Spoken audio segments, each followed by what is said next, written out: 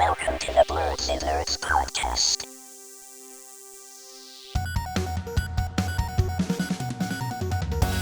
Hello, everyone, and welcome to the Blerdsnerds podcast. I'm Shannon. I'm James. I'm Jaja. And we're back bringing you all our thoughts on everything happening in nerd culture. How are you guys? Doing Pretty all good. right. It's can be. Yeah. Well, we have some stuff to talk about this week, and we also have a guest coming on later for you guys, so that should be fun.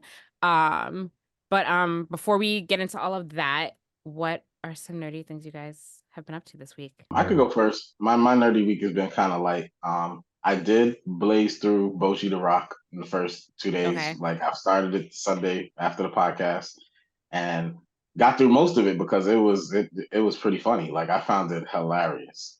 Okay. Like really funny, especially if you're because the whole theme of the show is the main character is a introvert and she has high anxiety, so she really can't deal with people, and she doesn't like public spaces, and like even going to the store is a challenge for her. Like going to school is nerve-wracking for her.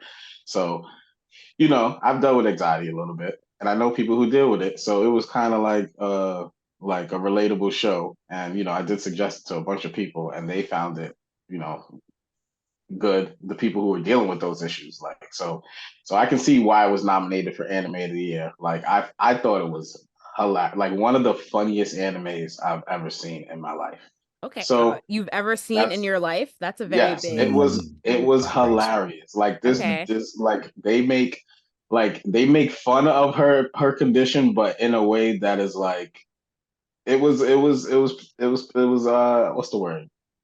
I don't want to say classy, but it was like they weren't making fun of them. You know what I mean? It wouldn't make them feel like weird. You know what I mean? I don't know. Anyway, you gotta watch it. Let me know how Okay. you feel, but I highly recommend it. Watching One Piece. I'm up to episode 207.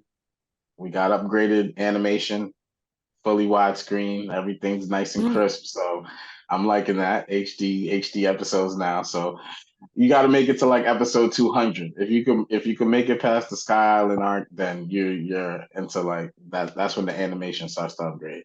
Okay. So I'm enjoying that. All new territory for me in One Piece. So I'm kind of like taking it a little bit slower.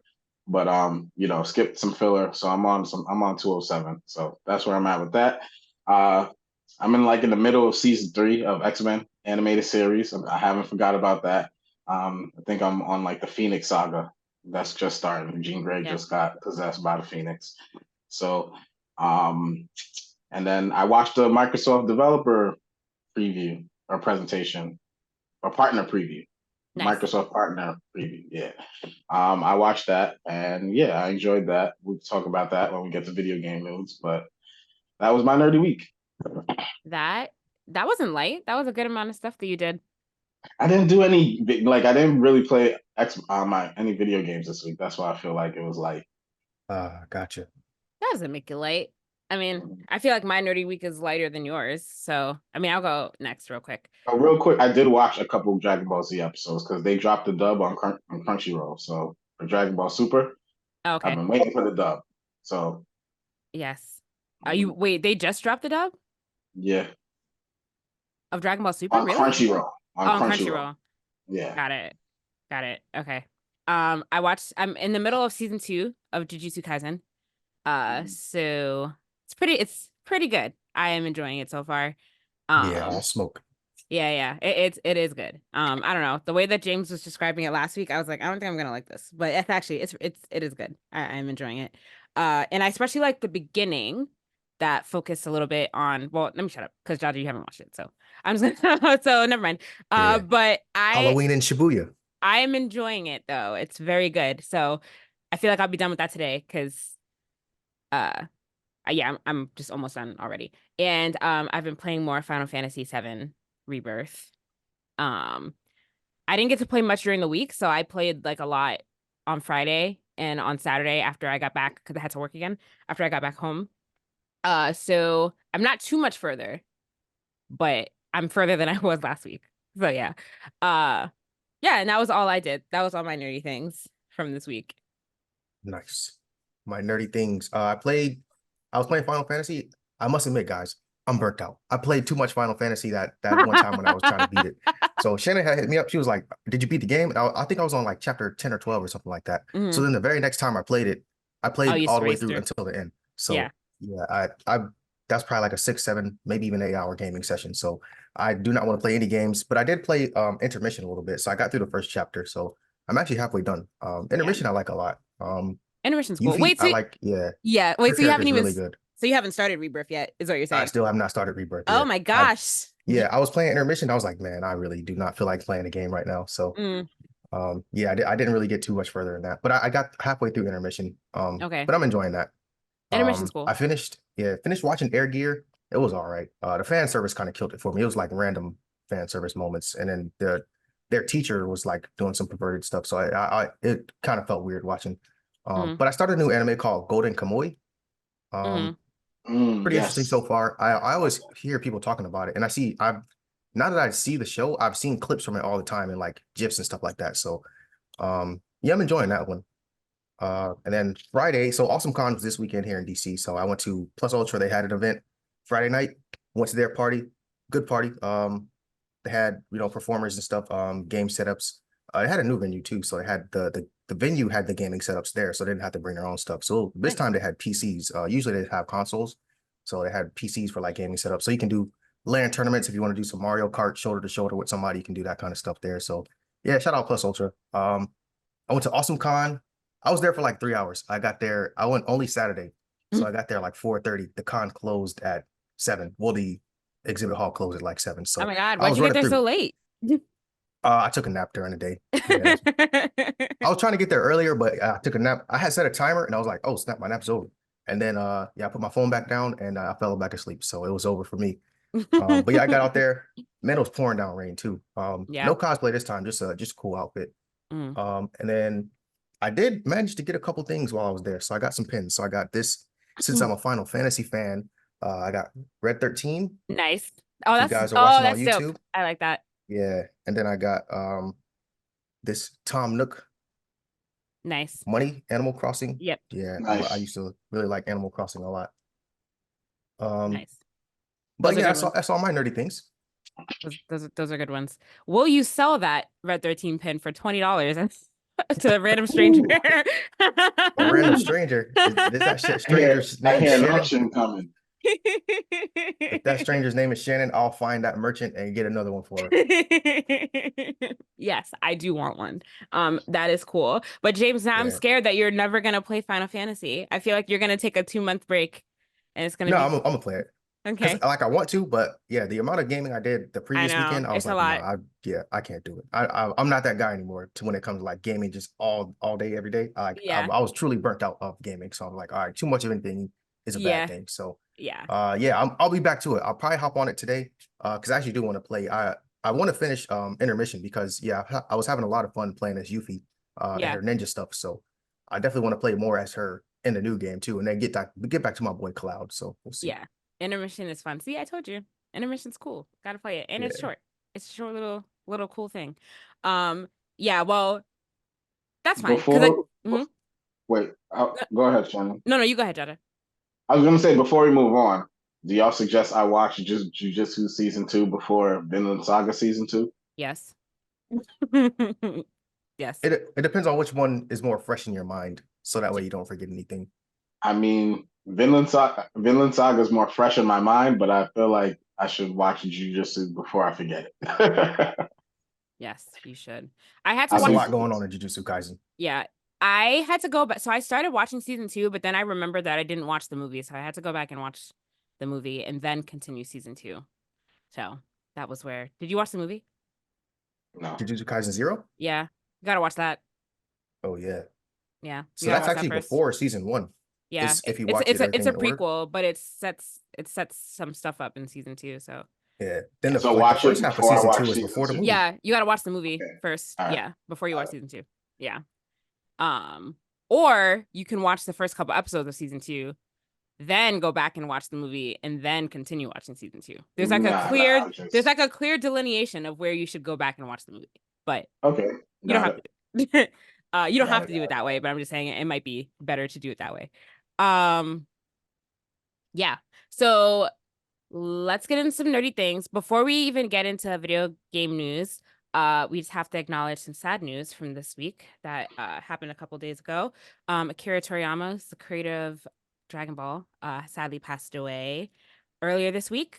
He was Yes, 68. R.I.P. Yeah. As you can see, well, maybe not see because we're all wearing our Dragon Ball stuff. James, I Yeah, saw you had a Dragon mug. Ball Z. I saw you had a mug Yeah. too, James. You're really out here. Oh Yeah, yeah, my shirt, you can't see it. I put it on, I was like, you can't even see it, but there it is. my Dragon Ball Z Bape collab and my mug. Goku. Nice. Yes, sir. Nice. But yeah, it's really sad. Dragon Ball, well, just Dragon Ball Z, is like the basis of a lot of anime fandom. That's like like the first thing that a lot of people watched back in the day, and that's what sprung them into anime. So definitely a pioneer in the field. So it's definitely his loss is definitely felt. He was in the middle of a couple projects. Dragon Ball Dariyama, that's what it's called. He's in the middle of that. Yeah. As well. So it's very sad. And he'll be missed greatly for sure. Especially since I feel like Dragon Ball Z within the last couple years, there's been like a resurgence. You know what I mean? Like they're coming out with a lot of stuff. Mm-hmm. There's a lot coming out to be on the way, and Yeah. and like this feels like to me, it was like Michael Jackson passing away. You know what I mean? From Mm-hmm. music, the anime community. This is like he's Yeah. huge for The me. cultural impact, yes. Yeah, Like, Yeah, for sure. So, Yeah. but my all my social media is filled with tributes to him. So, I feel the sentiment is shared worldwide, I feel like. So he'll definitely be missed. RIP, rest in peace. Yeah. Another reason for me to go back and rewatch Dragon Ball. I love Dragon Ball. It's my favorite. I like it Yeah. way more than Dragon My- Ball Z. I love My outfit for Awesome Con was Dragon Ball. The Crane School, their jacket. So I yeah, had that I saw jacket. that. Yep. Yeah. So I kind of want to go back and rewatch that. I might have to get the manga collection, like the set or something. Yeah. DVD set of Dragon Ball Z or something. Yeah. Yeah. Back to the sure. physicals. Yeah, I need that. Yeah. So rip to him for sure. Well, we have a few minutes left before our guest pops on. Jaja, what did you learn about Xbox Partner Preview? They showed a bunch of games. Like I know either last week or a couple weeks ago, we got into the conversation like, what exactly does Xbox have coming?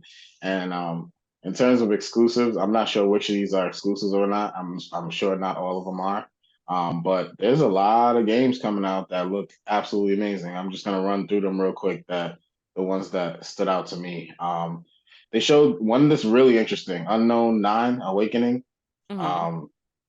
Gonna get a gameplay trailer out this summer, but from what they showed, it looks really interesting. Like this girl has powers to like it's hard to even describe. Like she can put possess people and then just like move through different people, and then when she comes back to herself, all that stuff like happens at once. And you just gotta see the trailer. Like it looks absolutely insane. Mhm. Sleight of hand. I forget exactly what this is. They said it's this sleight of hand. No, I don't remember what this one is exactly. But I'm gonna move on to Alter. What is it? Alter 11, I think. Jaja, The these games. Alters. I was about to say these games must not have made that much of an impact on you. Listen, the Microsoft preview, it happened earlier in the week. Like I watched it when it happened, and I want to say it happened like Monday. So Okay. like that's when I watched it. This is not fresh in my mind. I gotta be a better podcaster. I should have like refreshed myself. But anyway, the alters, like this guy's like a clone, and you have to like pretty much survive with like clones of yourself. Well, the guy's not a clone, but you're stuck somewhere and you have this technology to make different versions of yourself that like in the past like a decision was made differently and you became a whole different person, and now you have to work with all these clones to like survive. And yeah, very is a interesting concept. But the next game that looked really cool, Creatures of Avia.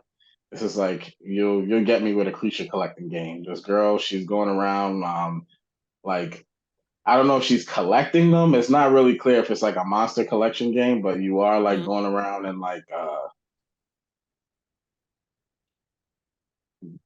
taming these monsters, it seems like to me.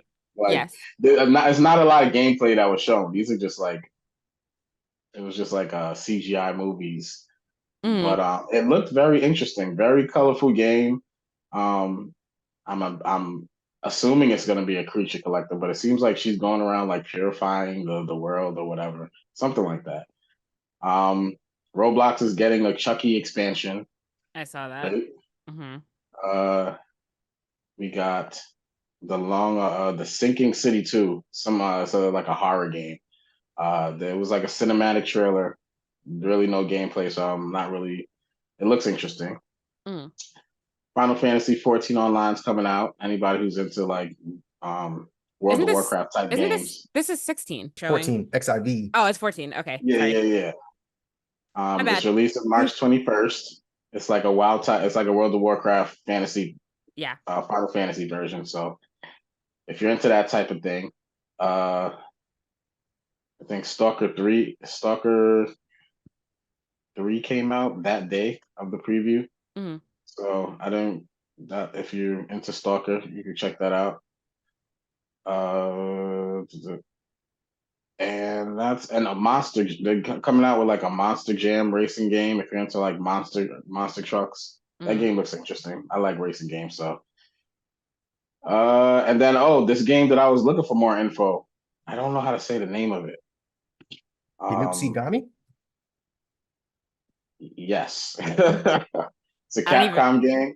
Knutsi, yeah, Knutsi Instagram it, yeah. Sugami, Path of the I was just Goddess. watching this. I was just watching this trailer on mute just now. It looks interesting. So yeah, we were getting cinematic trailers, and it was like, okay, this game looks cool, but like, what exactly is this game? So Yeah. apparently, you're gonna be like, uh, it's like a base building game, but you're also going to be like defending against monsters at the same time. So like there's a daytime and a nighttime cycle. The daytime cycle, you're going around like purifying parts of the land and recruiting villagers to play different roles and in your base and be in certain areas to fight these monsters that come at the nighttime. So at nighttime, you're there fighting monsters. You're there telling people where to go, and it seems interesting. So yeah, Nice. Capcom got another one coming, original game, so happy to see that. And that's all I got to say about the partner preview. Cool stuff coming out from Xbox for Jaja, our Xbox our Xbox representative. Oh, Persona 3 is getting a download, a DLC too. A DLC, so, yeah. I did see that. Awesome. Just really quickly, guys, I have to say, I didn't put this in the rundown because I just saw this, but if you guys, do you guys go to AMC? Or no, Jaja, you go to Regal, right? James, do you go to now, AMC? yeah. I think I do. You don't know you don't know what movie theater you go to when you Pretty go to sure. the... That's the one with the girl with the lady with the silver outfit. Yes, plays before yes, every yes. movie. But that's Okay, the yeah, thing. I They're go to that one. finally retiring that commercial. I just saw Oh, that on gotcha. Instagram like 2 seconds ago. I was like, oh my God. No, like right before we started recording. I was like, oh my God. Finally. That ad has been playing for like 3 years. No, it's been playing since 2020. So it's been 4 years that they've been 4 playing that years, ad. okay. And they are finally retiring it. I was like, thank They got their God. money's worth. Nicole Kidman, I hope, got her money's worth. That is crazy. It just lasted way too long. So I'm just really happy that they're finally getting rid of it, because every time it came on, I rolled my eyes, and I'm sure everybody had the same reaction. So good on you, AMC. Listen, as long as they don't get rid of the commercial where the ice falls into the cup and then the Coke pours into it. Oh, I And then you mean, see the popcorn no, popping. they're never gonna get rid of that. But every That single commercial's time, the best. every single year that commercial played, I was like, why don't they just refresh this by getting a new actor to just even say the same lines? But we need to like see something different. But that's more money they have to spend, I guess. But I don't know. 4 years is a long time. Today they could just make an AI person that could do it. Oh, brother. No, we don't support that, Jaja. Stop it. We do not Give me up support. there. No, we don't support AI replacing actors. No, that's bad. But yeah, especially if you had an AMC A-list pass like I did, and I was going to the movies like very often, so I would hear this very often. It was very annoying every time. Anyway, just want to say that it's gone now. Everyone should be happy. Yay.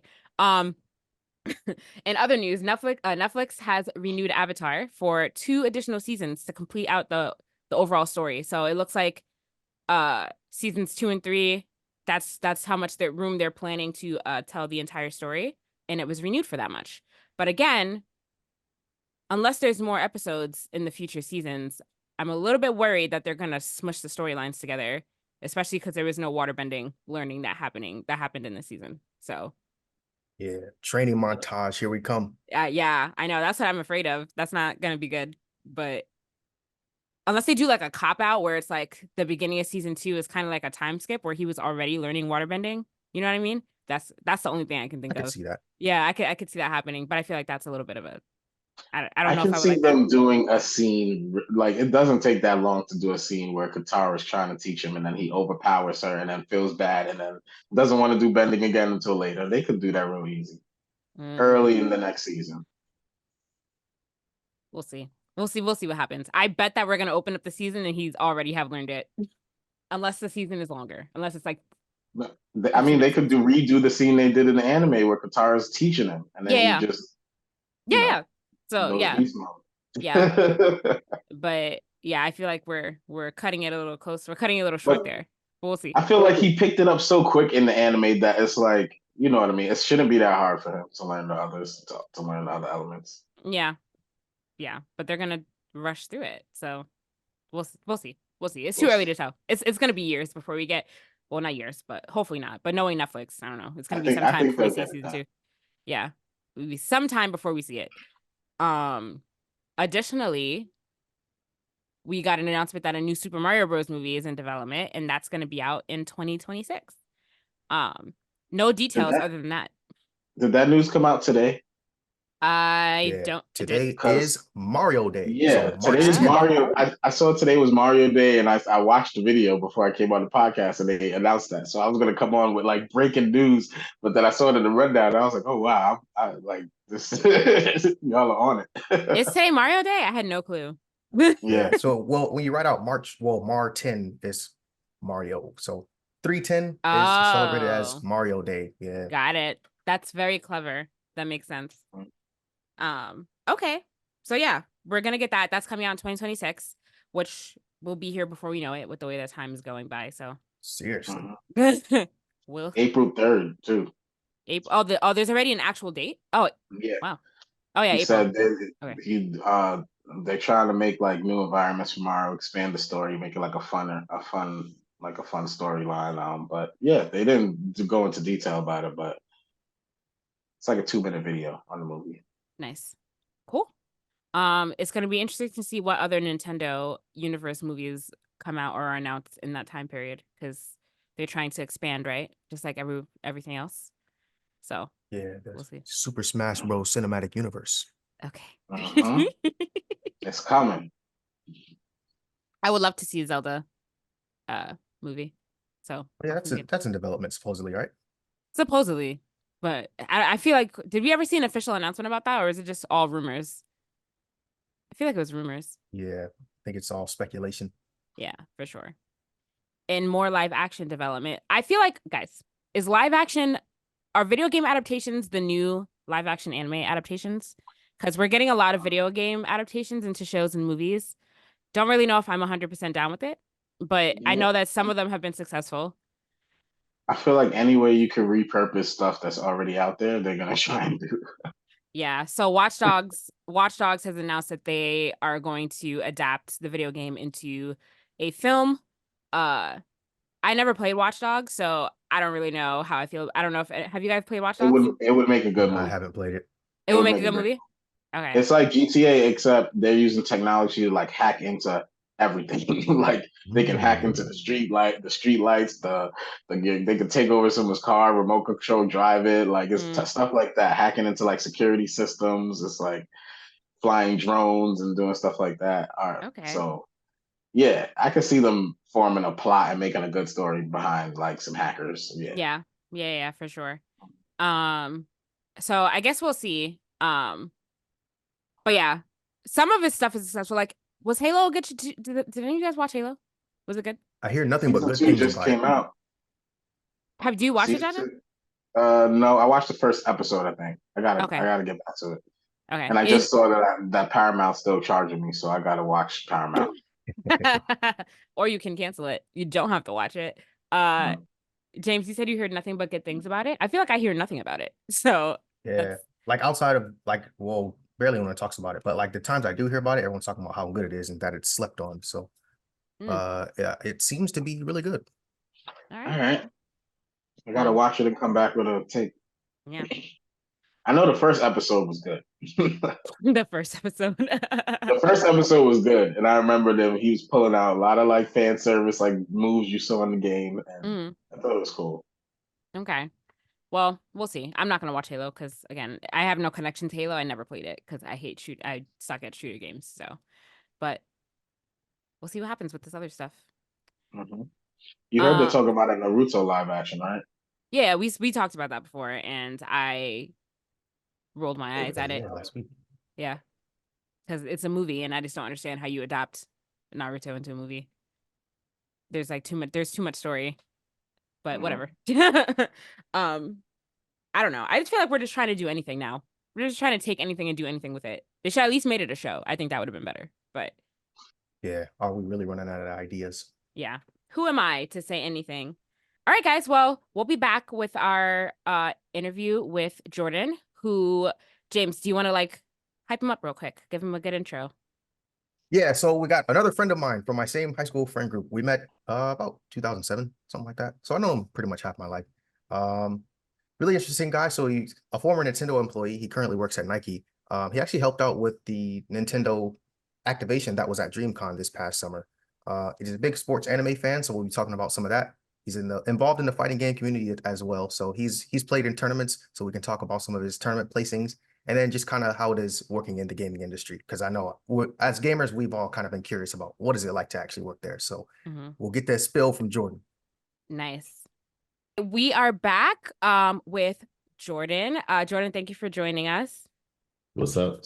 Thank you for having me. Yeah, of course. Another friend of James who just, James is coming through with the fire guest for our show. Good content. So thanks, James. Do what I can. Yeah. Much appreciated. Yeah. So Jordan, welcome to the show. Before we get into stuff about you, we have to start with like your nerdiest thing. Like, what did you do this week? Your nerdiest thing that you did? I guess it was something that I did a couple weeks ago, but I just received it. I purchased a Chun-Li kind of rain jacket, poncho, if you will. Nice. Unfortunately, I don't know, sizing is always tough when you're tall. Like I'm 6'3", but the sleeves are too short. So I don't know what I'm gonna do. I have to return it. Well, send it to me. James would be swimming in that jacket. So I don't know but yeah, so it's one of those things. So but it's a pretty cool jacket. Hold on, I can show you. Ooh, subscribe to our YouTube channel. Yeah, so you can see his dope painting in the background too. Ooh. Oh yeah, that is pretty tough. That's nice. Yeah, the back of it. And then that's fine. I love that. Pretty simple in the front, but yeah, this doesn't fit, so that's a shame. Wow, I will buy that off of you from at this point. Wait, where did you get that from? I want one. Nerds. Yeah, Nerds clothing. Nerds clothing. Yeah, look them up. They have quite a few collabs. So Street Fighter, JoJo's Bizarre Adventure, so gaming and Say anime. no more. Say no more. Yeah, I think JoJo's is the first one. If you go to the site, you'll see. Okay. Oh, there's a bunch of clothing. Shout out to Nerds Clothing. We're gonna be checking them out. Yep. Yeah, we're gonna invite them up there too. Yeah, invite them to the pod. Oh no, I should have never known about this. Wow.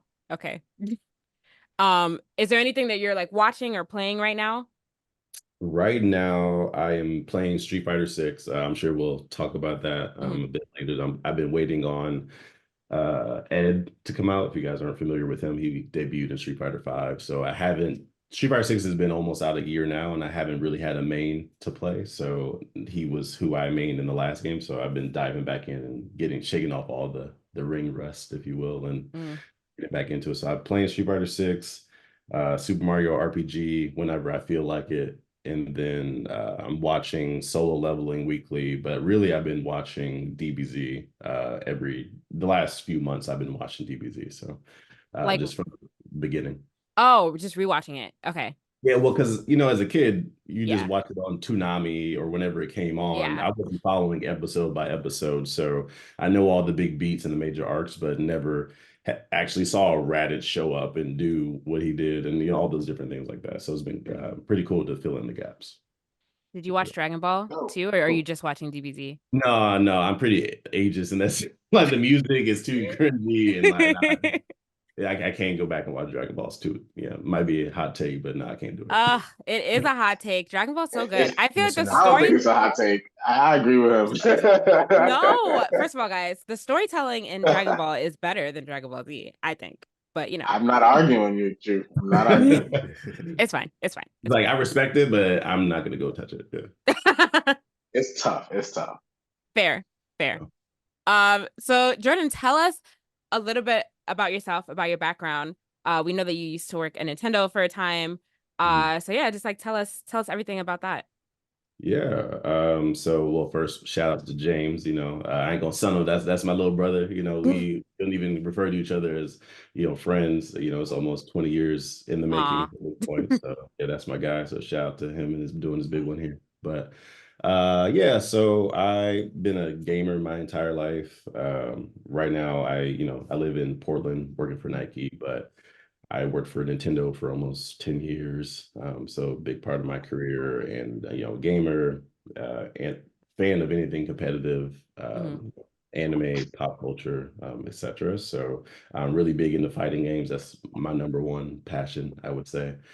So pretty big in the FGC. So I love that you guys had Elliot on here and talking about that. That was pretty dope. But yeah, just anything creative and competitive, I'm in it. That's Nice. just me in a nutshell. I mean, so as far as this pod is concerned, what I care about. Do you compete with like on Street Fighter? Is Street Fighter the game you play when you compete? I do. Okay. Yeah.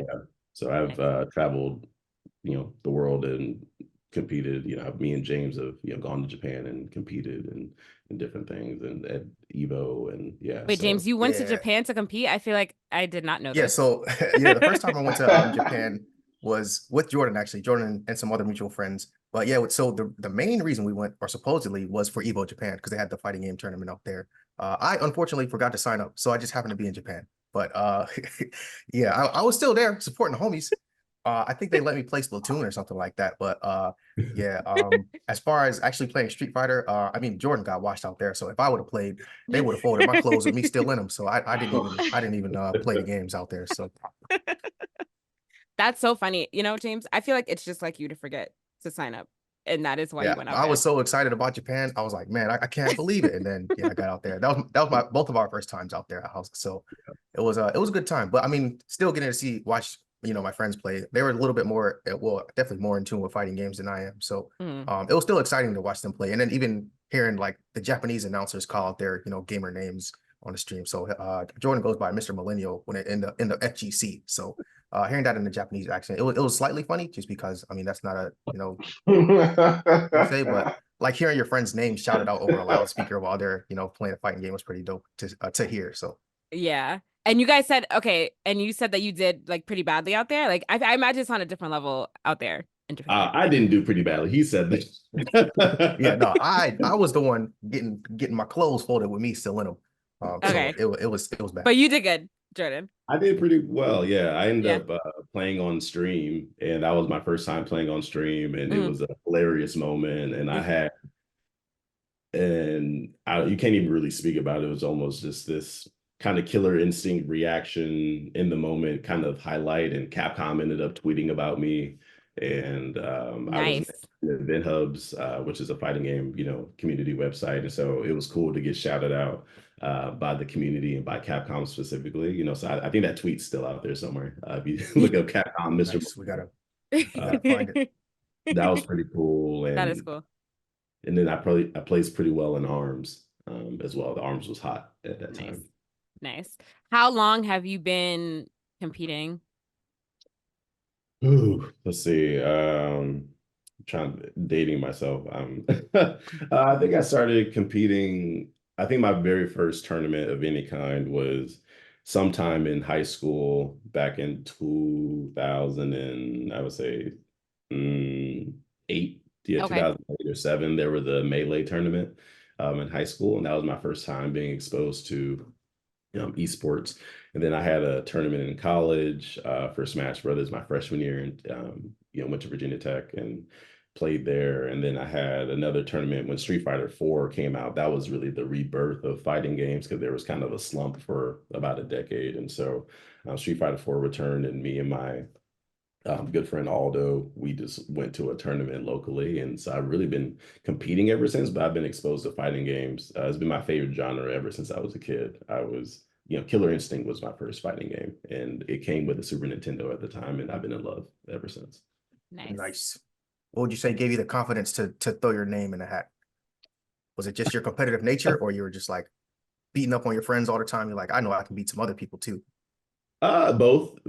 I'm very, very competitive, and James does. Our group chat is extremely competitive. So I'm sure arrogance, competition, who's going to tell you otherwise? Because you always think that you're the best in your friend group, whether it's true or not. But there's always a bigger bear out there, so it's good to go out and find them and learn from them. And I think steel sharpens steel. So I've been able to find a good community of people to make me better. And so even when I'm losing, I'm like, nah, you're not good.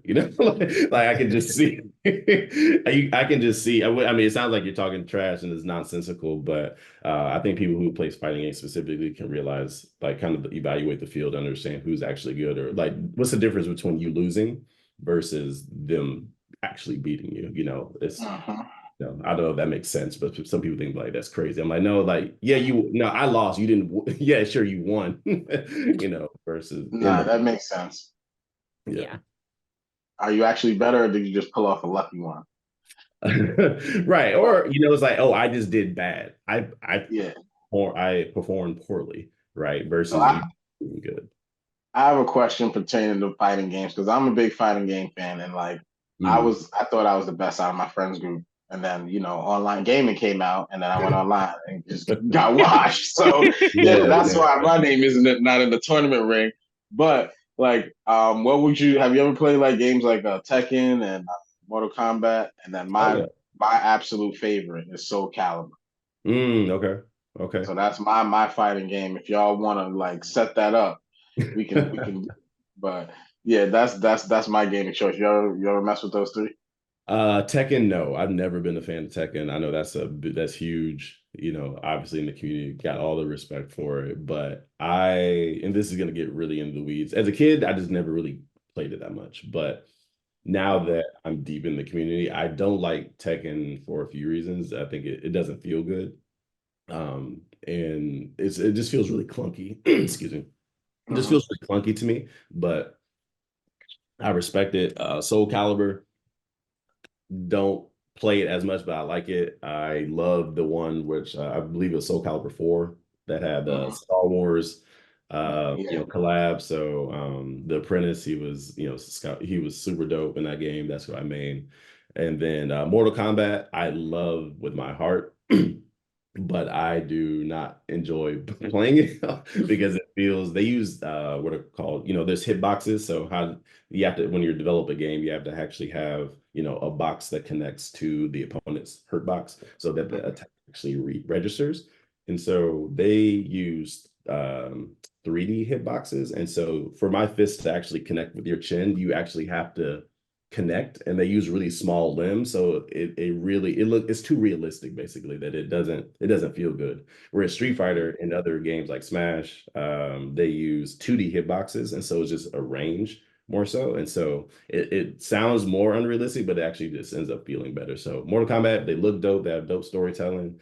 I'm a big fan of the franchise, but I don't enjoy playing their games. Got one more game for you, like the Marvel vs. Capcom series. You mess with those? Oh yeah. I played them as a kid, playing at random arcades, and then Pizza Hut, just putting in a quarter, playing, waiting on the pizza to get done and stuff. But yeah, love versus games. They're so fast paced, fun to watch. It is a single player game, really. Once you start getting up there in the high levels, you never get a turn, and I know that's really hard for casuals to get used to, but it is designed to be broken in that kind of way. But yeah, I love those games. And I'm gonna throw it to you and James and Shannon after this question. But you were just talking about like the way you were explaining why you didn't like Mortal Kombat too much. leads into an interesting question that we have. Like, how are you able to balance enjoying gaming versus look at it from the work lens? Like, that's Yeah, that's because a good that was real work speak that you were talking just now. Like, yeah, I was like, that's True insider intel. it was, Or just true fighter game. Like if Yeah. you're really versed in fighting games, like True. that's the kind of stuff that you study. So Yeah. yeah, let's like hear it. because for instance, like when Multiverse came out, they were talking about the hitboxes and how that was a big thing and how that was like it wasn't set up right. So I kind of get the hitbox thing, but just hearing it from someone who actually like works in gaming and and then playing the game, like what is your take on just like anything? Yeah. So it's interesting. When I worked at Nintendo, I didn't work in game development or anything like that. I worked in marketing and analytics, stuff like that. But I would say not much of an impact on actual game development because I just didn't have exposure to it. I just know that intimate level of detail because I'm a student of fighting games. Gotcha. So I just know what feels right. I know what doesn't feel right. And Multiverses, when that first came out, I felt similarly. I was like, this game feels too floaty. Like it's cool, love the characters. I think it was bringing something really fresh to the table, and I'm excited that it's coming back. But I will say working in the game industry has given me a different lens in a few ways. One, working for Nintendo, I actually became a harsher critic of Nintendo when I see new things come out because I saw a different lens. Say for example the Mario movie.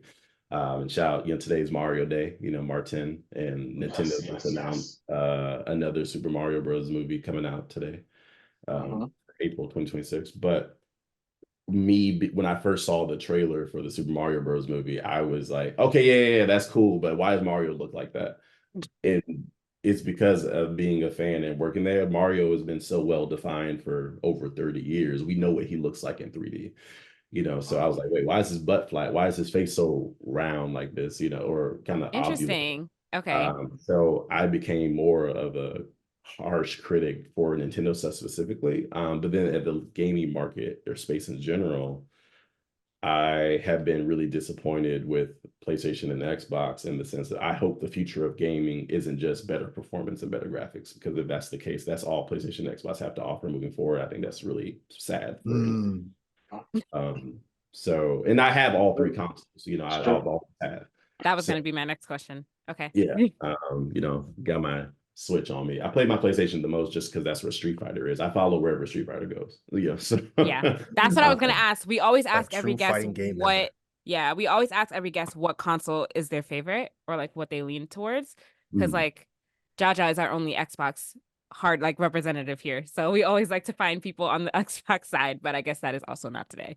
I mean, no, I'm cool with X. I mean, I have my gripes, but I would say before PS5, I was team Xbox, because I had the Xbox, had the 360. 360 was where actually for the FGC, all fighting games were tournaments were held on 360. I didn't even have a PS3.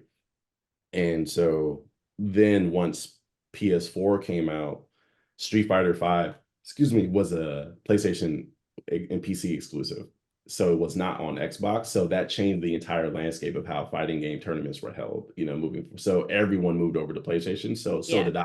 I didn't move to PlayStation because of Sony. I moved because that's where Street Fighter was. So yeah.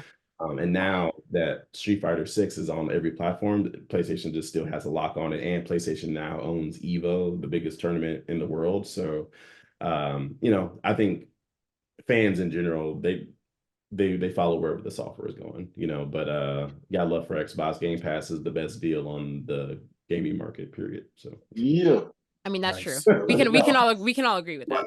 It sounded like you were saying Nintendo has the best games overall. I say that's where my heart is. Yeah, for sure. Okay. I think that they take more risk with their games. They bring more innovation. They prove that graphics don't matter. Sure, we want better graphics, but like they prove that it doesn't matter. It's about the feel and the story and what they're trying to do.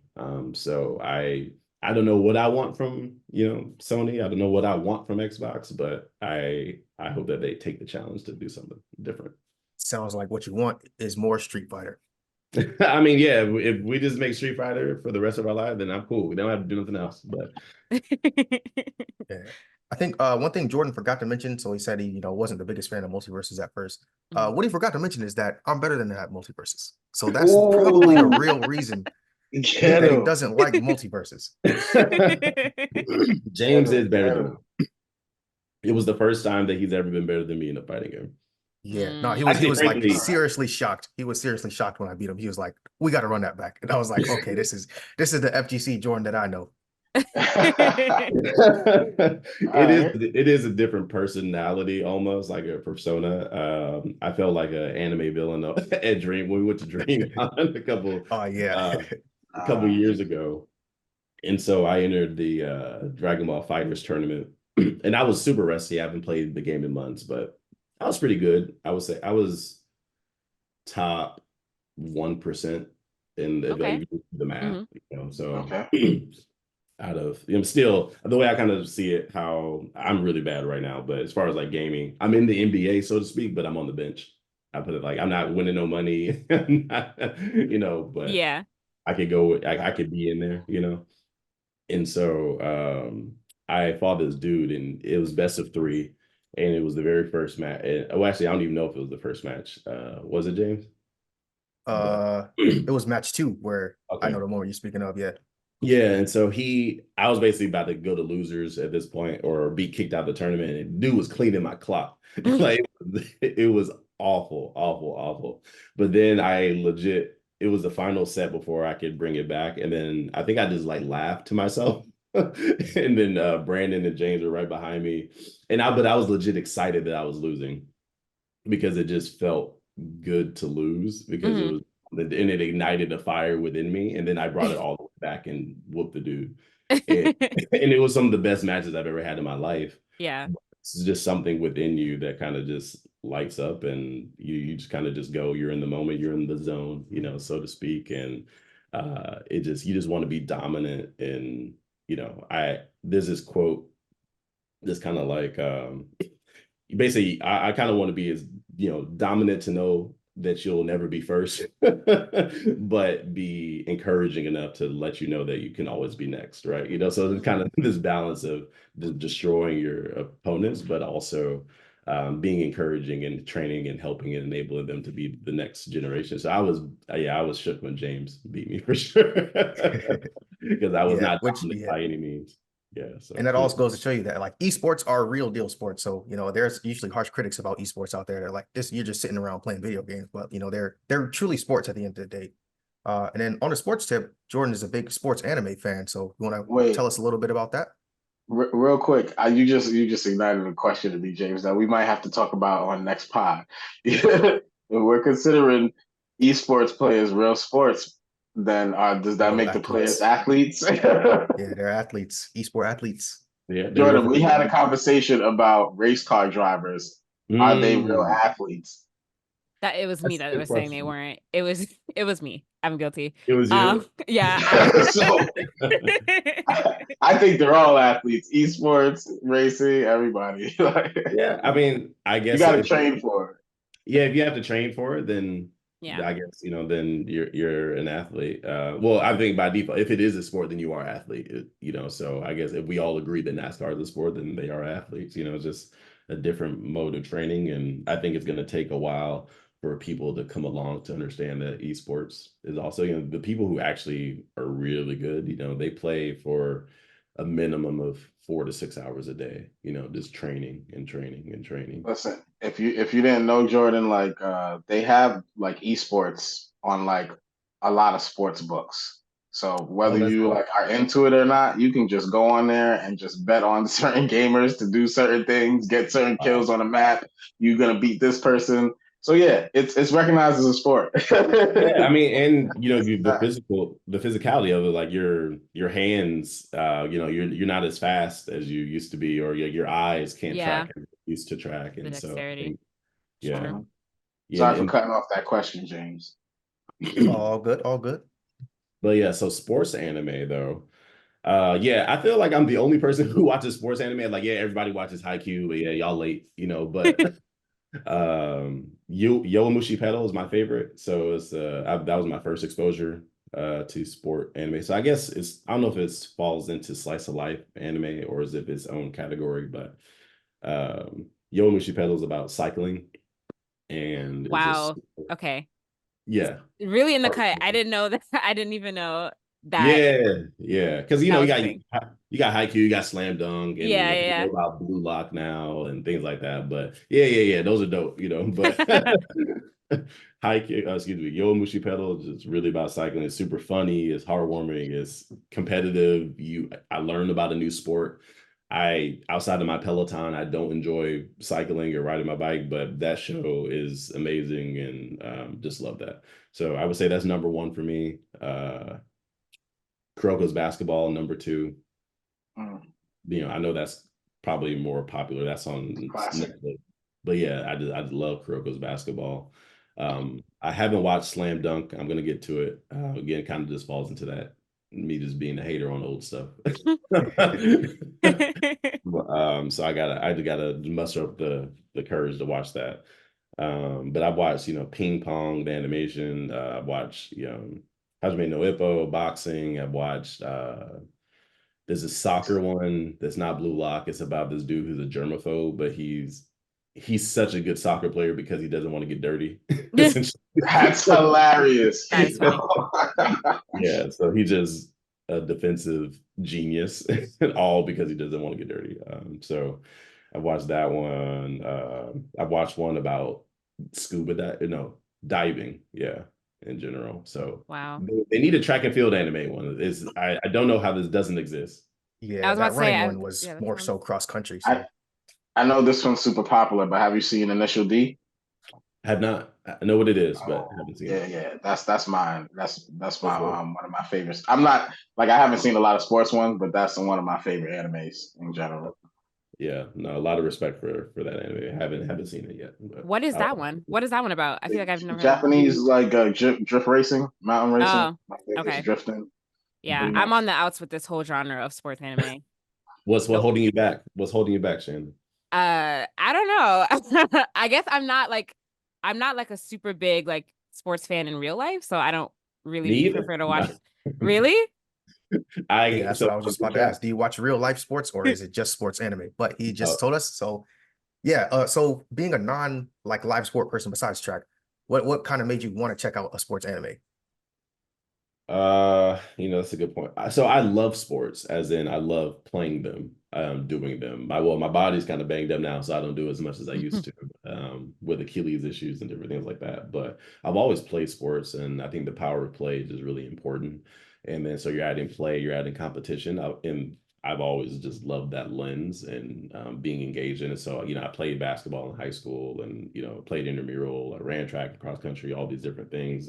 Pretty much, I like every sport except for football. But watching it, I think for me, I don't have the fandom, so, when people talk about, oh, yeah, our team is down, we, like, it ain't no we that you're not playing, there's no like, shut up, there ain't no we, they're on the team, right? But it's the collective we that's never been me, other than we and the team that I've been a part of. So seeing a sport, like playing sports and being an athlete majority of my life, I can understand what they're going through, and it's cool to see it exaggerated. They on Kuroko's Basketball, they talk about the zone, and then they imagine it as this really dark place with a giant door that is like insurmountable pressure that you have to walk into, but really that's just what we refer to as locking in, right?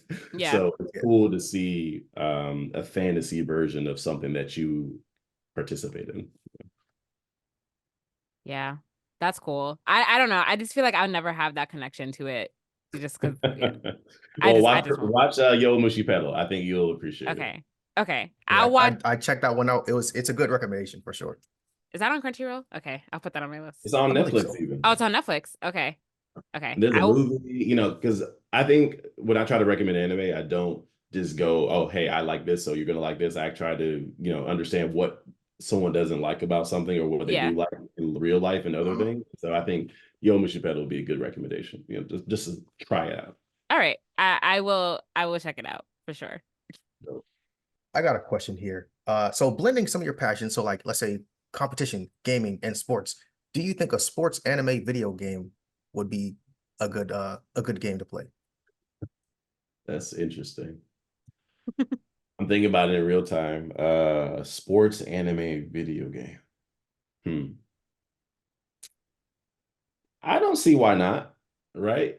I don't think it would be, I mean, yes, it would be different, but let's take Initial D, for example, replace Mario Kart with that, right? It wouldn't be that way because that wouldn't be true to the anime, I imagine, but I think it could be fun. Just now trying to think of what that would be, or you have the Prince of Tennis, you got Mario Tennis. So I think you take, as long as you have good, solid gameplay, that's what matters the most. Everything else is just a skin, so when people develop video games, it's all squares and circles and shapes and triangles and things like that. If that core mechanic isn't fun, doesn't matter what skin you put over it. That's not going to make it fun, So, for example, I would ask you guys, right? What makes Super Mario Brothers fun? And that's not a rhetorical question. I'm curious what you guys would say. I don't know. I guess the level mechanics and the different, I don't know. Yeah, right? Well, okay. Well, let me. That has to be it because there's like no real there's not a real story behind it. Let's take Super Mario Brothers, right? Just the original. What's the objective of the game? Get to the flag. Yeah. Get to the flag, right? 100% right.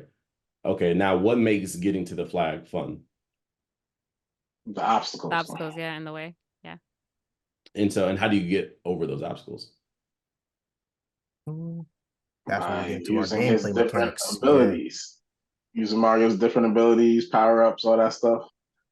I say jumping, right? That's like I was thinking running and jumping. but I feel like I was like, is he expecting a more difficult answer? I don't know. It's like a trick question. Jumping. All right, got you. I appreciate you guys like really diving into it, thinking about it. It's running and jumping. Those are the main two, right? Forget the powers even, right? Yeah. I mean, power is important, but it's running and jumping. That is what you guys feel. That's what feels good. I just timed it right. I got the flag. I got up on that pole. So running and jumping doesn't feel good. The whole game is shit. So same thing for everything else, right? So when game developers are making games, everything is just super blank canvas. That's not a secret or anything like that. It just is the core mechanic fun. So to answer James' question, yes, I think a sports anime game would be awesome if the game is solid, and then you get an IP that people love. Yeah. Nice. Would you play a sports anime game, James? Because you don't even like anime games. I feel, right? You don't like them. I don't like 3D brawlers, and I don't like the beat 'em ups. But yeah, I would check it out. I would check it out. I'm not really a big sports game fan though, so like 2K, Madden, nothing like that.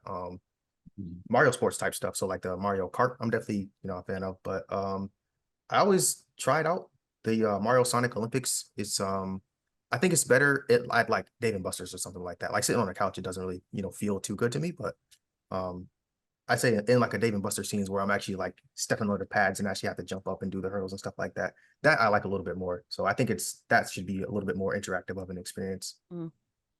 Yep. So when it comes to gaming, it seems like there's a lot more things to do than just sitting around coding video games. So are there any other roles that kind of are in gaming that you kind of want to shed some light on for people that maybe want to get into gaming and think, I'm not a developer. There's no way I can do it. I love that you asked that question because while I was at Nintendo, I was one of the leaders of our Black Employee Resource Group. And so we used to attend different career fairs like NESB and Afrotech and different things like that. And so seeing people walk by or discredit themselves or discount themselves off rip because they thought that just because they didn't make video games, they couldn't work for us was so disheartening. And we would have to stop people like, no, like, come on and talk to us, because you see their faces light up, right? And then they would just, I just want to say hi to you guys, then they go talk to, someone boring like Microsoft. Oh man, get them out of here. So I was like, hey, all jokes aside, yes, like there's Nintendo and PlayStation and Xbox and any other game company. They're just like any other company. They need accountants, they need project managers, they need marketers, they need Yeah. um, the full gamut of careers, so like there's a lot of marketing people, at Nintendo. So you need every single part of the business. So if you were interested in gaming, period, shoot your shot at your favorite company. Go to their website. There's something for you. I almost guaranteed. In most cases, I would say a lot of people don't even work. I mean, excuse me, they don't even play video games. They just appreciate the brand and what it does for people and what their mission is and the memory that they had as a kid and how, Nintendo or PlayStation or Xbox, how did that impact their lives, growing up. So if you're interested in the industry, please work for them, especially with people that look like us. Less than 4% of the game industry are Black, that make video game, not even just working in this industry, but I'm sure it's a similar number. So like we're just not really there. But if you look at the statistics for who plays video games, studies show time and time again that the Black community plays significantly more and for longer durations than our white counterparts. And for the Hispanic community, they play even more than we do. But when you look at who is marketed towards or who's working for those companies, it's really not that diverse of a space. So don't have to code, don't have to be technical, shoot your shot because, the world needs you in that space. So we need lots of, Black and brown people in gaming so that we don't get more Killmonger cuts on these character designs. yeah. The Killmonger cut always looks good, but now they're like, oh, this is what worked. This is what's hot, right? They just don't know. At first, before the Killmonger cut, it was just cornrows, like Yeah, or generic afro. Yep. Yeah, generic afro, generic right? Afro. I don't think anyone has really even locked down waves with a fade yet. I still don't think anyone has done that proper. No. So it's really tough. So wait, I know you said this before, but you worked in marketing at Nintendo, right? Is that what you said? Okay. That's correct. Can you talk a little bit about like what your experience was like in that department and just like your trajectory? You said you were there for almost 10 years, just like how your trajectory throughout the company. Oh, like career-wise? Yeah. Or just Sure. just like how your time was in that department at Nintendo. Yeah. Yeah, it was great. Nintendo, they're a wonderful group of people, just so it was like family. I've been gone now almost 8 months and I've seen a bunch of people, like they check on me, I check on them. They're legit family. I know if anything happened, sure you guys heard about like all the layoffs in the industry and things like that. It was just really across the board. If something happened to me, God forbid, at Nike, I know I can be at Nintendo tomorrow, and so I'm so grateful that I was able to make those type of connections with the people there. Yeah. So I started really 3.5 years out of college at Nintendo. And so I was young, bright-eyed, bushy-tailed. I think I was not confident in himself to apply. We had to pretty much force this guy to apply. I don't know about that. I don't know about that, but because I was living in DC at the time, and so Nintendo, they're based in Redmond, Washington, which is a suburb of Seattle. And so I saw the opportunity on LinkedIn, and I remember I applied, and I didn't get it. I didn't even get an interview, but then I remember seeing it's like 6 months later, I saw the job open again, and so I applied for it. 10 interviews later. Yeah, it was 10 interviews. I was about to say that yeah, I could imagine that interview process was probably like super intense for sure. I had one on the phone with HR, then I had one on the phone with the hiring manager, then Skype. Yeah, Skype was still around at the time. So I had Skype with the hiring manager, and then I flew in for 7 rounds of interviews in person. Wow. Back to back. Yeah. And got the role. And so that started my new journey back in 2016. So I joined right before Switch was announced. And I was essentially what was called a voice of the consumer analyst. And so it was my job to analyze survey feedback for Nintendo.com. Okay. And I was referred to as the voice of the consumer. So if anyone at Nintendo ever wanted to know how our customers were feeling about something, it was my job to report that back, to them. So not about the games. That's, something separate.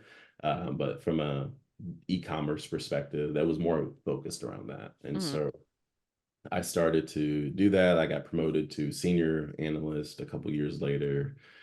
And then I started to realize that I needed to scratch more of a creative itch, and I was starting to understand problems of the business. And, so I partnered a lot with, I would take that data and I would partner with people like graphic designers, copywriters, web producers to see how they could essentially improve the marketing pages and the content, gameplay, introduce more videos, whatever we could do to make sure that we brought the consumer along for that journey. And then, of course, at the end of the day, made a purchase, right? So, but I was realized I was wireframing stuff at the time, drawing in PowerPoint to say, hey, like, I know this is the current experience. How can we try something like this? And I really, really enjoyed that process. And so I ended up pitching and working with the group to create a new role, and I became a digital experience manager, which was blending product management with voice of the consumer. Mhm. So my role became, how can I not only use data to answer questions from the business, because that's always going to happen, right? They want to know, hey, how is X performing? What can we do more about? How can we, whatever the case may be.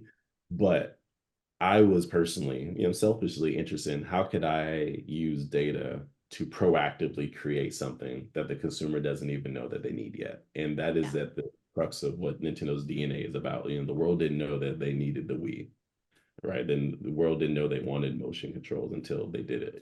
So, but using that kind of spirit, but then also having data to back it up, like, hey, we should create this experience to drive X. That's kind of how I decided to try to shape my career. And so I was a digital experience manager for the last, I would say 2 to 3 years at Nintendo. So what that kind of led to fruition for you guys, so I see your Switch in the background, Shannon. Yeah. Do you ever get recommendations from Nintendo like over email? Probably. I will say that the Switch, out of the 3 things that I have, the Switch is the thing I probably play the least. Not to say I don't love it, because I do. But probably. But do I open those emails? Not all the time. Right, that's a whole other thing. So, Yeah. shout out to the CRM team. They got to get people to open those emails. But anyway, so if you go to email, or if you go to Nintendo.com, and if you go to top picks for you, so actually, if you go to literally, if you log in on Nintendo.com right now, you'll see a beautiful page and stuff. And I was part of the team that created that. So I was like, hey, how can we help consumers find what they love more? Yeah. Quicker and faster, not just because we want to sell it to them, like, Right. but because they actually want it. Well, that's awesome. People Yeah. know about it. So, personalization, so I oversaw surveys, personalization, and A/B testing was my job, essentially. That's awesome.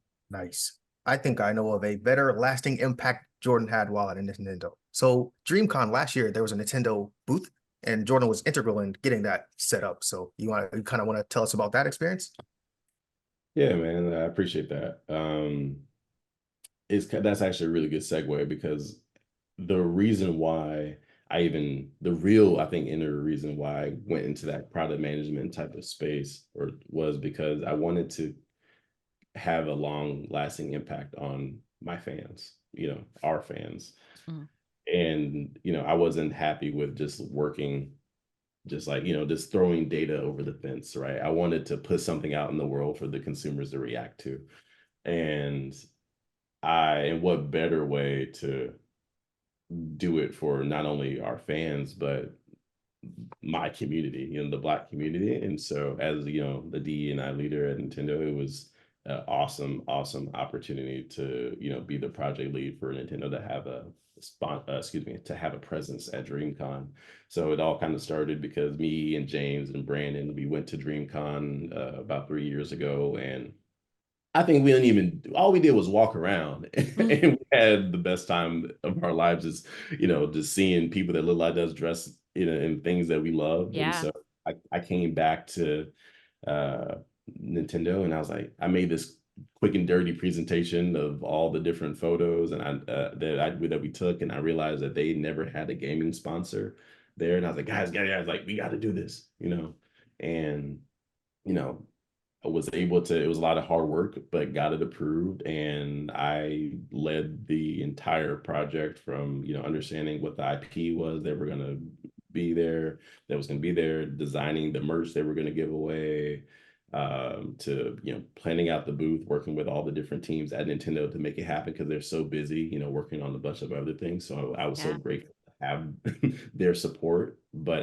my hands were literally on every piece of the puzzle, and just to see it happen was honestly biggest, I think it's my biggest accomplishment in my life, to be frank, to Nice. have that impact on the Black community with Yeah. the sense that we all love. And so super proud of that. And I hope Nintendo continues it in the future. Yeah. That's a really great accomplishment. Was this last year's DreamCon? Mhm. Nice. Yeah. Nice. I wish I So- could make it to a DreamCon one day if the tickets don't go out of sale 2 seconds after they. Yo, Out of invite sale. us as a pod. They're dropping on the 15th, I believe. I So know. Oh yeah. I don't even think I can go this year. I gotta go next year. booked yeah. and busy. Yeah. But that's awesome though. That is really awesome. And then like, what are you doing now? Because I know you're at Nike now. So what are you doing at Nike? Yeah. Well, thank you. I am a director of quantitative research at Nike. Okay. I essentially now, well, my job's changed a bunch already with all the different reorgs and things, but I oversee all survey research at Nike. Nice. So not necessarily like looking at the research itself, but creating the foundation and the pipelines and the infrastructure and process so that people can get insights quickly and surface them to the executives at Nike. That's pretty. How much of an adjustment was it? Because like coming from Nintendo, going to Nike, like two very different companies, like did you go through an adjustment period? Was it hard leaving like the environment of like what Nintendo is, you being like a gamer and all that stuff, to now being at Nike, which is like just not at all that? No, I mean, a lot of adjustments for sure, but it was surprising in the sense of they're very, very similar companies on the inside. Okay. Yeah. I felt the same way of like, hey, these guys are very, very different. Nintendo is fun and smiles, and Nike's very like sports and you just do innovation, but behind the scenes they're very, very, very similar. And so that actually eased the transition a lot and made it a lot more smooth. But I'm learning every day. I'm not the same person I was 8 months ago, which is why I left in the first place, for just more growth opportunities, a different growth opportunity. So I'm getting everything and more that I asked for from that perspective. But also I'm, again, don't watch sports, but love sports. I love fashion. I taught James how to dress. He don't show it, Oh, absolutely not. I've been helping them get dressed for years. So I love fashion. And so it was and I've always said before I came here, I would only go to a company from Nintendo like Nike. So the fact that it manifest was just perfect, because I was like, well, again, the big Nintendo, like it would have to be something that no matter where I go, it has to be a brand that I personally connect to. I can't go work for, I don't know, some bank or something. I mean, I've considered those things, because of course you have the opportunity that comes. But if I look at my heart of hearts, I know that I want to work for a brand that I believe in and can connect with. Of course. And I'm a consumer of their products, so I've spent way too much money at the company store and all those kind of things like that. So it's been a big adjustment in a lot of ways, but it's been pretty smooth. I'm a pretty easygoing guy, so I can roll with the punches. I still have a job. I'm still grateful, and even for the challenges, I'm just thankful for them, because it's helping me be more comfortable with uncomfortable conversations, management styles, being around more executives. So I was a manager at Nintendo, and I basically skipped a level, and I'm a director at Nike, and Nike's such a much bigger company, and people are really fast and sharp, so different personality types. But no, I love it. Yeah.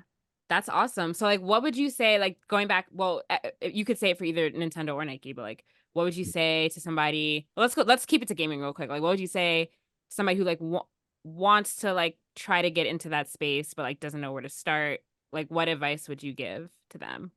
That wants to start in gaming but doesn't know how. Mm-hmm. One, I would, and this goes for any space, what do you love? What do you have a strong connection with? And then figure out who makes that product or who makes that experience. Go to their site. I'm sure company name .careers or careers.companyname.com or whatever it is, right? And just be nosy, be curious. This really that's the takeaway. Be curious.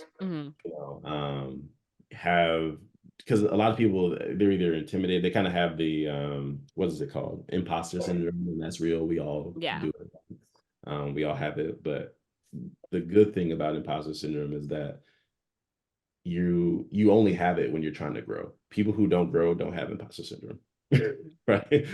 That's the kind of the silver lining in it. If I asked you when the last time you failed was and you don't have an answer for that, it's because you probably didn't try something new. So really kind of take on that mindset and go for it. So that's what I would tell someone if they, Jaja, I heard you're a Sonic fan. You want to work for Sega, right? Go to Sega.com and look at the jobs, right? And start to understand.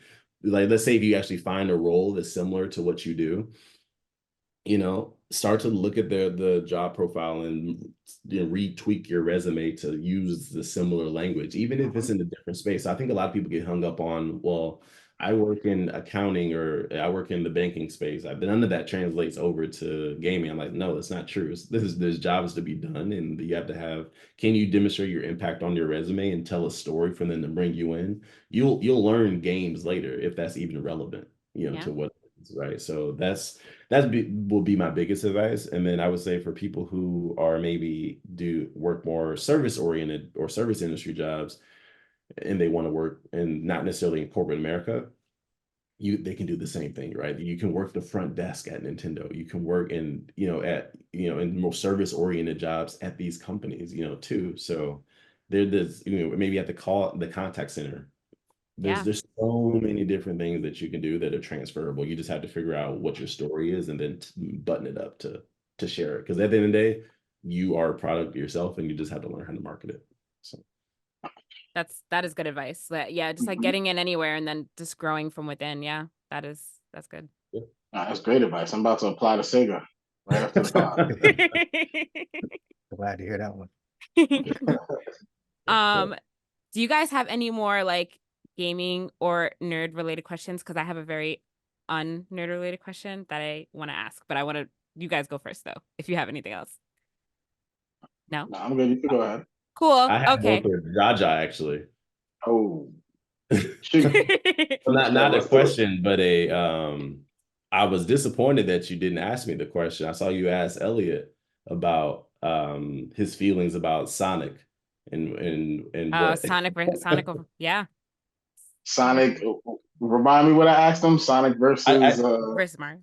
I think it was Sonic versus Mario. Oh yes. And you're Nintendo. Wow, how did I miss that? Yeah, how do we feel about for this question? Jaja, sleep at the wheel. How do you feel about Sonic? Do y'all got beef with Sonic, or what's good? I do not speak, nor have I ever spoke for the company in that sense. But there's a really great relationship. And me personally, I love Sonic. I have this Sonic varsity jacket here. Oh yeah, Hypeland. Yeah, nice. Hypeland. So love this jacket. Okay, that's dope. That's fire. So love Sonic, love Hypeland. Now, I will say, Jaja, though, that Nintendo just needs to acquire Sega, because I don't think that Sega hasn't done Sonic justice in so long. And I think that Nintendo could be the ones to do it. Wow. I think you're onto something with that one. I wouldn't be mad at that. Just looking at I thought you was gonna be arms raised. No. Just because I've come to realize that, like, honestly, the Mario games are better than most Sonic games, and even with their recent ones that are like Frontiers, still a lot of backlash with that. Like, and then with when Super Mario came out with Wonders, they came out with Superstars, I think. And it's like similar gameplays, but you can tell Mario just blows it out the water. No one even talks about the Sonic one. So it's I could see what you're saying. I think there's a synergy there. Like Mario and Sonic, they got like this little red blue rivalry that's been going on for ages. Crash Bandicoot was supposed to be part of it. He's he's not there. But like those two, I wouldn't be mad at Nintendo acquiring Sega. Also, I think I really, I mean, who knows what they'll do, but I do think that the synergy is there, like you said, and I'm actually not a 2D Sonic fan. I'm a 3D Sonic fan. But so Frontiers, I was excited about that, but then once I realized the game loop was, oh, I gotta go get these emeralds every single time. So I actually gave up after the second level once I saw that the pattern was gonna keep repeating. But I love, Like with Sonic, I was just watching a video like either yesterday or this morning. I think it was yesterday about like the fan-made Sonic games. And a lot of them are like really good compared to the ones that are actually coming out. And it's like, yeah, I agree with you. Sega hasn't been doing Sonic justice, and that's like their mascot. They're like that's their prize. Like, that's their Mario, right? And it's like, come on, I gotta treat him better. I mean, well, I will say he's killing it with the movies now and all this other stuff. So I'm excited about that. But I feel like they're like Sega's smaller than Nintendo, obviously, and they got a lot of like games that they're pushing out right now. Like if you look, they're trying to reboot Jet Set Radio and Crazy Taxi, and then like the Like a Dragon series, and then Persona Sega. Like they got a lot of content that they're pushing out, and they're trying to push out Sonic stuff. I feel like Sonic isn't as big of a focus as it should be for them. And yeah.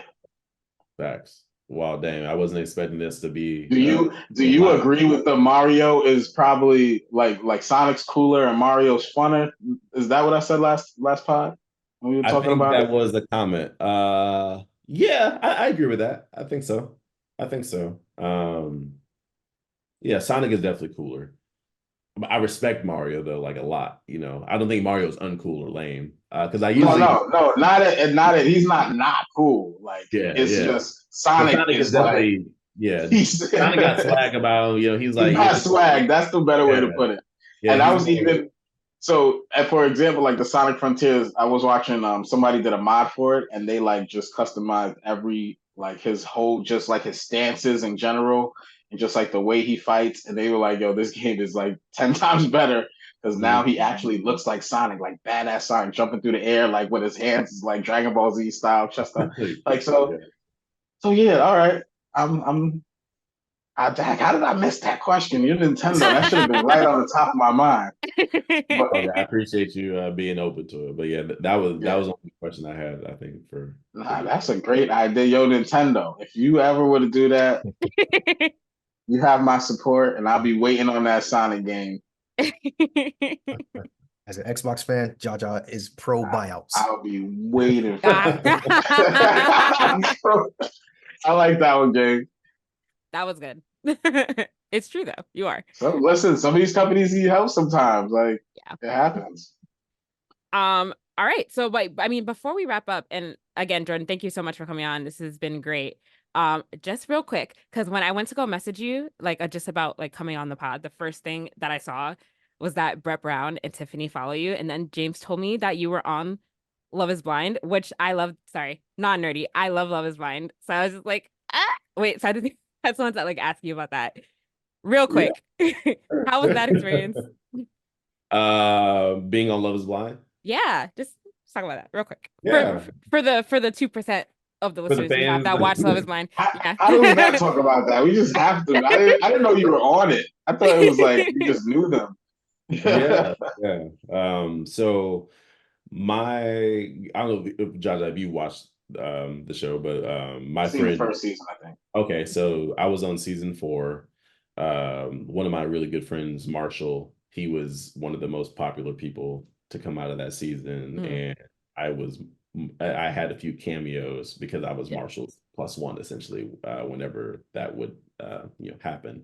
And so it was really just I was a really cool, surreal experience. I act and model part-time, so, and I've done a lot of I've done a lot of commercials and photography for the Switch. So like if Okay. you go to the website, and so I'm used to cameras on me and stuff like that. Oh, So okay. it wasn't that big of a deal. But I will say it was, of course, there was nerve-wracking because I'm like, whoa, like millions of people are gonna see this, and how do you look? And you don't know until it airs, just like Yeah. everybody else. And you're being mindful about what you're saying. And I worked for Nintendo at the time, so I'm being very Right.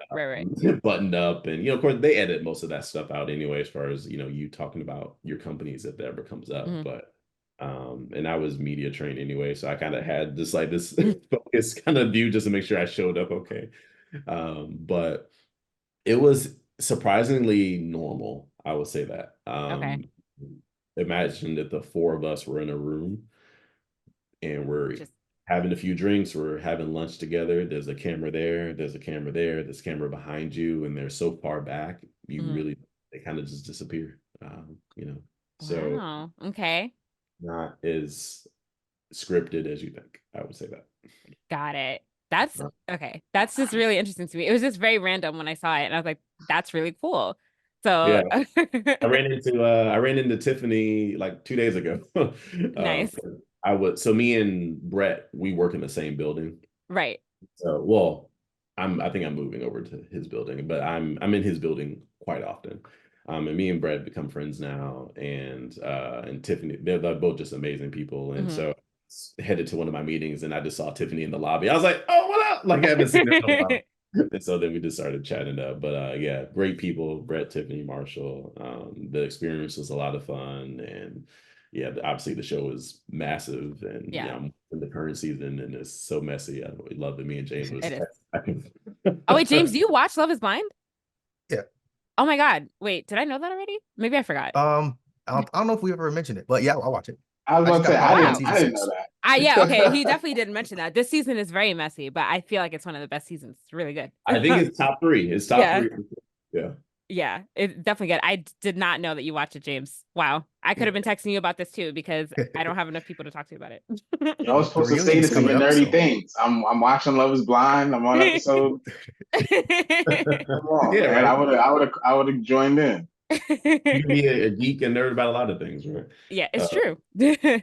Shannon, what was your take on the experience or that season? Did you have any particular season? That I like that season just because because Brett and Tiffany, like they were like the golden egg. There's always like a golden couple of every season. They were like the golden couple that came out of that season, but the rest of the season was very messy. Especially like everything that like Marshall was going through with Jackie. Like as his friend, how did you perceive that whole situation? It's tough because when I say you guys, the viewers at home, you guys see everything from the beginning, and so you start to see red flags, and you already have an opinion on the person before that person gets introduced to. Well, if you look at the storyline, before they get introduced to the friends or the family members, and so, but as a friend and family members meet people, they don't know much of anything, right? Hey, this is the first time you meet this person. All you know is a name, maybe. Right. And so you give people the benefit of the doubt, and you and all you can do is trust the relationship that you have with that person. So it's different. I actually met Jackie and they just didn't show the scene or whatever, and we had different hung out for hours and different things. So of course you see some of the stuff that played out, but yeah, I think in those situations you just have to really trust and challenge in a healthy way. Unless you just see something that's like they just demonstrated something totally flagrant in that moment, then because you can never relate to what they went through. You can never relate to what they do. Those guys are dating for hours and hours and hours, and it's truly an experiment to the T. So none of us who haven't been in the pods, we can't comment or relate to it. So. Yeah, I guess that is very true. You are really seeing a small part of it until later when you like see the whole thing. But it seems like Marshall's he's in a relationship now, right?